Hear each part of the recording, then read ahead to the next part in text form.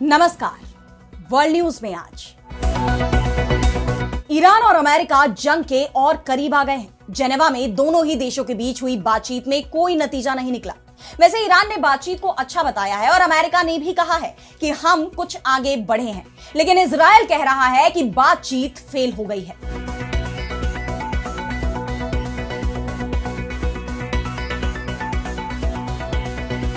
America और Iran एक दूसरे को धमकी दे रहे हैं। बातचीत के जरिए तनाव कम करने की जो कोशिश हो रही है, उस पर दोनों ही देशों के नेता पानी फेरते दिख रहे हैं। और अब खबर यह आ रही है कि अमेरिका ने मिडिल ईस्ट में हथियारों की तैनाती को और तेज कर दिया है। वहीं ईरान के supreme leader Ayatollah Ali Khamenei ने भी तीखा जवाब दिया है कि हम इनसे डरते नहीं हैं। जंग हुई तो अमेरिका के जंगी बेड़ों को समुद्र में डुबो देंगे। ट्रंप और खामेनेई के बयानों के बाद साफ है कि जल्दी ही ईरान और अमेरिका में जंग शुरू होने वाली है और इस पर हम करेंगे विस्तार से चर्चा। लेकिन आइए जरा उन खबरों को भी देख लें जिन पर आगे होगी बात। अमेरिकी राष्ट्रपति डोनाल्ड ट्रंप का दावा निकला झूठा। रूस ने भारत को लेकर कर दी बड़ी घोषणा। पूर्व राजदूत ने भी अमेरिका को चेताया। वेस्ट बैंक में जमीन पर कब्जे की तैयारी में इजराइल। वेस्ट बैंक के बाद निशाने पर जॉर्डन। मुस्लिम देशों समेत संयुक्त राष्ट्र के 80 सदस्य देशों ने भी जताया विरोध। बांग्लादेश में नई सरकार के गठन के साथ ही नए तूफान की आशंका। खतरे में बांग्लादेश के army chief Wakeruzzaman. PM Tarique Rahman के फैसले ने उठाए सवाल। और चलते चलते में देखेंगे इंडोनेशिया में कुदरत का खौफनाक मंजर। क्यों धीरे धीरे धंसती जा रही है जमीन। इन सभी खबरों पर हम विस्तार से करेंगे बात, लेकिन पहले एक नजर हेडलाइंस पर। पाकिस्तान में पूर्व पीएम इमरान खान की सेहत पर संग्राम। सड़कों पर उतरे समर्थक, किया चक्का जाम। इमरान के परिवार ने जेल में दुर्व्यवहार के लगाए हैं आरोप। तालिबान ने रमजान से पहले 3 पाकिस्तानी सैनिकों को किया रिहा। सऊदी अरब की मध्यस्थता में बनी सहमति। अक्टूबर में सीमा पर हुए झड़पों के दौरान पकड़े गए थे ये सैनिक। अमेरिकी राष्ट्रपति ट्रंप की इमिग्रेशन पॉलिसी से जनता में दिखी नाराजगी। 38% के निचले स्तर पर पहुंची ट्रंप की रेटिंग। पुरुषों और महिलाओं के बीच गिरा ग्राफ। अमेरिकी राष्ट्रपति ट्रंप ने की जापान के साथ ट्रेड डील की शुरुआत की घोषणा। पहली किश्त के तहत $36 बिलियन इन्वेस्ट करेगा टोक्यो। कुल $550 बिलियन का निवेश करने की हुई है डील। तो अमेरिका और ईरान के बीच जेनेवा में बातचीत का दूसरा दौर चला। बात हुई, दोनों तरफ से कहा गया कि अच्छी बात हुई, लेकिन समझौता नहीं हो पाया। इस बातचीत को लेकर ईरान और इजराइल के दावे भी अलग अलग दिखाई दे रहे हैं। ईरान के विदेश मंत्री अब्बास अराक्ची ने कहा कि अमेरिका के साथ चर्चा काफी रचनात्मक माहौल में हुई। जरूरी मुद्दों यानी गाइडिंग प्रिंसिपल्स पर आम सहमति बन गई है। इन्हीं सिद्धांतों के आधार पर हम एक मसौदा लिखना शुरू करेंगे। अब हमारे पास आगे बढ़ने का सकारात्मक रास्ता है जिस पर ईरान आगे बढ़ेगा। अराक्ची ने कहा है कि समझौते के मसौदे पर पहुंचने के लिए तीसरे दौर की बातचीत होगी और जल्दी ही इसकी तारीखों का ऐलान किया जाएगा। ईरान बातचीत को अच्छा बता रहा है, लेकिन इजराइल का दावा है कि बातचीत फेल हो गई है। इजरायली अधिकारियों ने कहा है कि हमें अमेरिका की तरफ से जानकारी मिली है कि ईरान से बातचीत का कोई फायदा नहीं है और युद्ध ही एकमात्र विकल्प है। जेनेवा में बातचीत की जगह सिर्फ शर्तों वाले कागज का अमेरिका और ईरान में आदान प्रदान हुआ था। ईरान अमेरिका की ना तो कोई भी बात सुन रहा है और ना ही ट्रंप की कोई शर्त मान रहा है। यानी जंग का खतरा कम नहीं हुआ, बल्कि यह और बढ़ गया है। यह भी कह सकते हैं कि युद्ध ही अब एकमात्र विकल्प बचा है। अमेरिका के उपराष्ट्रपति जेडी वेंस का भी बयान सामने आया है। उन्होंने कहा कि बातचीत में कई मुद्दों पर सहमति बनी है, लेकिन राष्ट्रपति डोनाल्ड ट्रंप ने ईरान के लिए कुछ रेड लाइंस खींची थी जिसे मानने को ईरान तैयार नहीं है। खासतौर पर मिसाइल कार्यक्रम को लेकर, जिस पर ईरान तो बातचीत करने को ही तैयार नहीं है। फॉक्स न्यूज से बात करते हुए अमेरिकी उपराष्ट्रपति ने कहा कि अमेरिका चाहता है कि ईरान न केवल परमाणु कार्यक्रम बल्कि अपने बैलिस्टिक मिसाइल कार्यक्रम और क्षेत्रीय सशस्त्र समूहों को समर्थन देना भी बंद करे। अमेरिका इस पूरे मामले का कूटनीति से समाधान चाहता है, लेकिन ट्रंप के पास सभी विकल्प खुले हैं। कूटनीति कब खत्म होगी यह फैसला ट्रंप का होगा। हम इसे जारी रखेंगे, लेकिन राष्ट्रपति यह कहने का अधिकार रखते हैं कि कूटनीति अपनी प्राकृतिक सीमा पर पहुंच गई है। हम उम्मीद करते हैं कि ऐसा नहीं होगा, लेकिन अगर हुआ तो यह राष्ट्रपति का फैसला होगा। वेंस एक तरह से ईरान को धमकी दे रहे हैं कि वो ट्रंप की शर्तों को मान ले, नहीं तो जंग होगी।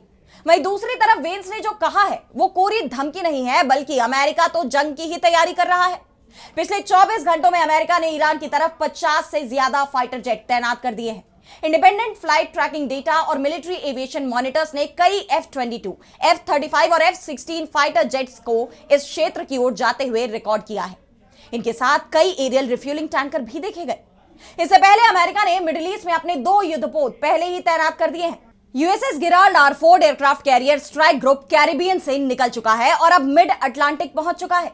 यह तेजी से ईरान की तरफ बढ़ रहा है। इस एयरक्राफ्ट कैरियर के साथ 3 गाइडेड मिसाइल डिस्ट्रॉयर यूएसएस महान, यूएसएस बैनब्रिज और यूएसएस विंस्टन चर्चिल भी आगे बढ़ रहे हैं। यूएसएस अब्राहम लिंकन और कई दूसरे एयरक्राफ्ट यहां पहले से ही मौजूद हैं। ऐसे में ईरान को लेकर अमेरिकी हमले की आशंका लगातार बनी हुई है।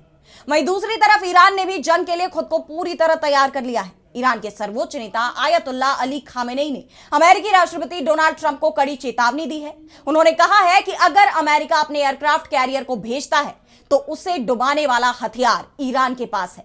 उन्होंने कहा कि वे कहते रहते हैं कि हमने ईरान की तरफ एक एयरक्राफ्ट कैरियर भेजा है। खैर, एक एयरक्राफ्ट कैरियर निश्चित रूप से एक खतरनाक टूल है, लेकिन एयरक्राफ्ट कैरियर से भी ज्यादा खतरनाक वो हथियार है जो इस वॉरशिप को समुद्र की गहराई में भेज सकता है। अमेरिकी राष्ट्रपति कहते रहते हैं कि उनके पास दुनिया की सबसे मजबूत मिलिट्री फोर्स है। दुनिया की सबसे मजबूत मिलिट्री फोर्स पर कभी कभी इतना जोरदार हमला हो सकता है कि वो फिर न उठ सके। साफ है, ना तो ईरान झुकने को तैयार है और ना ही अमेरिका पीछे हट रहा है। यानी जंग का खतरा बढ़ता जा रहा है। और अब बढ़ते हैं अगली खबर की तरफ, जहां हम बात करेंगे रूस और भारत के बीच होने वाले समझौते की। तो रूस और भारत ने मिलकर अमेरिका को बड़ा झटका दे दिया है। उन्होंने अमेरिकी राष्ट्रपति डोनाल्ड ट्रंप के सारे दावों को झूठा साबित कर दिया है। रूस के उप प्रधानमंत्री अलेक्सी ओवरचुक ने ऐलान कर दिया है कि भारत और रूस के बीच बड़ी ट्रेड डील होने जा रही है। उन्होंने कहा कि भारत के साथ प्रेफरेंशियल ट्रेड एग्रीमेंट यानी पीटीए को लेकर बातचीत का पहला राउंड एकदम सॉलिड तरीके से पूरा हो गया है। इस दौरान उन्होंने साफ संकेत दिया कि दोनों ही देश इस समझौते को जल्द से जल्द फाइनल करने के लिए पूरी तरह तैयार हैं। आपको यह भी बता दें कि यह समझौता सिर्फ 2 देशों के बीच हाथ मिलाना नहीं है, बल्कि रूसी कंपनियों के लिए एक ऐसी गोल्डन चाबी है जो सीधे 2.2 अरब लोगों के विशाल बाजार का दरवाजा खोल देगी। इसमें भारत और यूरेशियन इकोनॉमिक यूनियन के बाजार मिलकर एक ऐसी ताकत बनेंगे जिसे नजरअंदाज करना दुनिया के लिए मुश्किल हो जाएगा। अब सवाल यह है कि आखिर यह अमेरिका के लिए झटका क्यों है? तो आपने बीते कुछ वक्त में देखा होगा कि कैसे अमेरिका की पूरी कोशिश रही है रूस को पूरी दुनिया से अलग थलग करने की। यूक्रेन के साथ युद्ध खत्म करने के लिए अमेरिका ने रूस पर कई प्रतिबंध लगाए, यूरोप से दबाव बनवाया, लेकिन रूस झुकने को तैयार नहीं हुआ। ऐसे में अब वो रूस के ट्रेड नेटवर्क को खत्म करने की कोशिशों में जुटा हुआ है और इसके लिए अमेरिकी राष्ट्रपति ने रूस के सबसे करीबी दोस्त भारत पर दबाव बनाना शुरू कर दिया। पहले उस पर यूक्रेन युद्ध में फंडिंग करने के आरोप लगाते हुए 25% टैरिफ लगाया, लेकिन जब बात नहीं बनी तो धमकियों से डराया गया और बाद में ट्रंप खुद ही कहने लगे कि भारत ने अमेरिका की बात मान ली है। हालांकि इस पर भारत की तरफ से कोई प्रतिक्रिया नहीं दी गई। ट्रंप ने जब भारत के साथ ट्रेड डील की घोषणा की तब भी उन्होंने अपना दावा दोहराया और कहा कि भारत रूस से तेल नहीं खरीदने को तैयार हो गया है। अब वो अमेरिका से तेल खरीदेगा और अगर जरूरत पड़ी तो वो वेनेजुएला से भी तेल खरीदने को तैयार है। यानी ट्रंप का कहना है कि भारत ने अपनी ऐतिहासिक दोस्ती को खत्म करने के लिए सहमति जता दी है। लेकिन अब जो घोषणा रूस की तरफ से की गई है उसके बाद अमेरिकी राष्ट्रपति के ये सभी दावे खोखले साबित हो गए हैं। वैसे अमेरिका के कई अधिकारियों ने ही ट्रंप को पहले चेताया भी था कि वो भारत को रूस से जितना दूर धकेलने की कोशिश कर रहे हैं, दोनों देश उतने ही पास आते जा रहे हैं। अब एक बार फिर पूर्व अमेरिकी राजनयिक लिंडसे फोर्ड ने ट्रंप को चेतावनी दी है कि भारत पर रूस के साथ संबंध तोड़ने के लिए दबाव बनाना आत्मघाती हो सकता है, यानी इसका नुकसान अमेरिका को ही हो सकता है। उन्होंने कहा कि अमेरिका को समझना होगा कि अगर भारत को रूस से दूर रहने को कहा गया तो इससे भारत की सुरक्षा को खतरा पैदा हो सकता है। जब तक अमेरिका भारत के सैन्य विकल्पों की पूर्ति नहीं करता तब तक भारत का रूस का साथ छोड़ना नामुमकिन है। अगर अमेरिका सैन्य उपकरणों की आपूर्ति में आगे नहीं बढ़ता है तो उसे भारत से रूस का साथ छोड़ने की उम्मीद नहीं करनी चाहिए। यानी ट्रंप का फैसला अब उन पर ही भारी पड़ता नजर आ रहा है। अब सवाल ये उठ रहे हैं कि रूस की इस घोषणा के बाद ट्रंप क्या कदम उठाते हैं? क्या वो भारत पर दबाव बनाने के लिए फिर कोई एक्शन लेंगे? और अब अगली खबर में बात करेंगे वेस्ट बैंक पर इजरायल के रुख के बढ़ते विरोध की। तो आप जानते हैं कि इजरायल फलस्तीन का अस्तित्व ही खत्म करने पर तुला हुआ है। पहले गजा में इजरायली हमलों ने पूरी जमीन को बंजर बना दिया, उसे पूरी तरह तबाह कर दिया और अब उसकी नजर फलस्तीन के दूसरे हिस्से वेस्ट बैंक पर है। इसके लिए सबसे पहले उसने अपनी सुरक्षा कैबिनेट से प्रस्ताव पास किया, जिसके तहत इजरायल ने यहूदियों पर वेस्ट बैंक में जमीन खरीदने पर लगी रोक हटा दी है और अब उसने कब्जे वाले वेस्ट बैंक में उन इलाकों को राज्य भूमि के रूप में रजिस्टर करने की इस प्रक्रिया को आगे बढ़ाया है जिन पर फलस्तीनी अपना मालिकाना हक साबित नहीं कर पाते हैं। फलस्तीनियों ने इसे इजरायल में वेस्ट बैंक के विलय की कोशिश करार दिया है और इसका कड़ा विरोध भी किया है। फलस्तीन के सपोर्ट में 8 मुस्लिम देशों ने एक बार फिर इजरायल के खिलाफ कड़ा रुख अपनाया है और इस बार तो आवाज संयुक्त राष्ट्र में भी उठी है। 80 सदस्य देशों ने इजरायल की कड़ी निंदा की है। तुर्की, मिस्र, जॉर्डन, इंडोनेशिया, पाकिस्तान, कतर, सऊदी अरब और संयुक्त अरब अमीरात के विदेश मंत्रियों ने एक बयान जारी कर कहा है कि यह कदम कब्जे वाले इलाके में एक नई कानूनी और प्रशासनिक हकीकत को थोपता है जिससे द्विराष्ट्र समाधान और फलस्तीनी अधिकार कमजोर होते हैं। फलस्तीनी जमीन पर इजरायल का कोई हक नहीं है। वहीं संयुक्त राष्ट्र की तरफ से भी चेतावनी दी गई है कि इजरायल की योजना के नतीजे के तौर पर कब्जे वाले वेस्ट बैंक में फलस्तीनी भूमि से बड़े पैमाने पर बेदखली होगी। हम वेस्ट बैंक में इजरायल की गैर कानूनी उपस्थिति का विस्तार करने के उद्देश्य से उसके एक तरफा फैसलों और उपायों की कड़ी निंदा करते हैं। ऐसे फैसले अंतरराष्ट्रीय कानून के तहत इजरायल के दायित्वों के विपरीत हैं और इन्हें तुरंत रद्द किया जाना चाहिए। हम इस संबंध में किसी भी तरह के विलय के प्रति अपने कड़े विरोध को रेखांकित करते हैं। यानी हर जगह इजरायल के इस कदम का विरोध हो रहा है, लेकिन इजरायल के रुख में कोई बदलाव आता नहीं दिख रहा, बल्कि वो तो अपनी इस कब्जे वाली नीति को और आगे बढ़ाने की फिराक में नजर आ रहा है और अब उसके निशाने पर जॉर्डन भी आ सकता है। दरअसल दशकों से चर्चा रही है कि जॉर्डन को फलस्तीनी राज्य बनना चाहिए और अब जिस तरह इजरायल पूरे फलस्तीन पर अपना झंडा लगाने की दिशा में आगे बढ़ रहा है, उसे देखते हुए जॉर्डन की सरकार भी टेंशन में नजर आ रही है। जॉर्डन के पूर्व डिप्टी पीएम ममदूह अल अब्बादी ने खुद कहा कि वेस्ट बैंक के बाद दुश्मन ईस्ट बैंक जॉर्डन की तरफ बढ़ेगा। इन हालात में अब सवाल ये उठ रहे हैं कि क्या इजरायल को रोकने के लिए अंतरराष्ट्रीय स्तर पर कोई ठोस एक्शन लिया जाएगा या इजरायल की मनमानी से दुनिया पूरे मिडिल ईस्ट में बर्बादी का मंजर देखेगी। और अब अगली खबर में बात करेंगे बांग्लादेश की। तो बांग्लादेश में नई सरकार के बनते ही एक बार फिर सेना और सरकार आमने सामने आ गए हैं और इस बार संकट में सेना प्रमुख वकार उज जमान की कुर्सी दिखाई दे रही है। इस खतरे की 2 बड़ी वजहें हैं। पहली वजह, सेना प्रमुख के धुर विरोधी खलीलुर रहमान को तारिक रहमान की नई सरकार में मंत्री नियुक्त किया गया है और दूसरी वजह है बांग्लादेश की पुरानी परंपरा। बांग्लादेश में जब जब नई सरकार का गठन हुआ है तब तब सेना प्रमुख को बदला गया है। 1996 में शेख हसीना की सरकार बांग्लादेश में आई और उस वक्त अबू सालेह नसीम सेना प्रमुख थे। हसीना ने उन्हें हटाकर महबूबर रहमान को सेना प्रमुख नियुक्त किया। अक्टूबर 2001 में खालिदा जिया बांग्लादेश की प्रधानमंत्री नियुक्त हुई। खालिदा ने कुछ ही महीने बाद तत्कालीन सेना प्रमुख हारून रशीद की छुट्टी कर दी और 2008 में जब शेख हसीना ने दोबारा सत्ता में वापसी की तो तत्कालीन मोइनुद्दीन अहमद को हटाया गया।